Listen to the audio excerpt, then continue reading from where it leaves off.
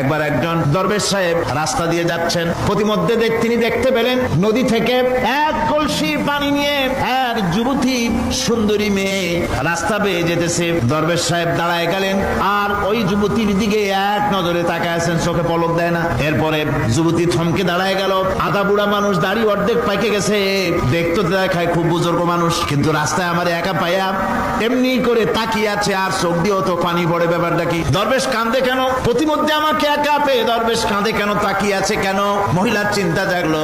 শেখ সাদি রহমতুল্লাহ আলাইহি ঘটনা লিখেছেন, বাংলা কবিতার অনুবাদ করেছেন। একদা সুখদায়ক প্রমোদা বদন, দর্শন করি মম ঝরিল নয়ন, হেসে কহে সেরূপসী সবিস্ময় মন, কহ দেখি মহাশয় কহ কি কারণ, বিষয় বিরাগী তুমি ভুবনে প্রচার, কি হেতু জন্মিল তব মানস বিকার।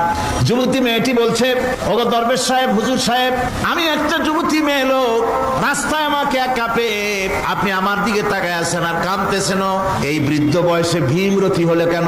আমাকে দেখে কাঁদেন কেন আর এক নজরে কেন তাকায়ছেন? কারণটা কি? কি কুমতলব আছে? দরবেশ সাহেব বলছেন, হেসে কহিলাম বালে করহ শ্রবণ, নেত্র ঝরে তবু হেতু ভেবো না এমন। হে রূপসী মেয়ে, তোমার জন্য আমি কান্দি, একথা একবারও চিন্তা করো না। যে শিল্পী রচিল এই সুধাংশু বদন, তাহার তরে ঝরে নেত্র নয়নে জীবন।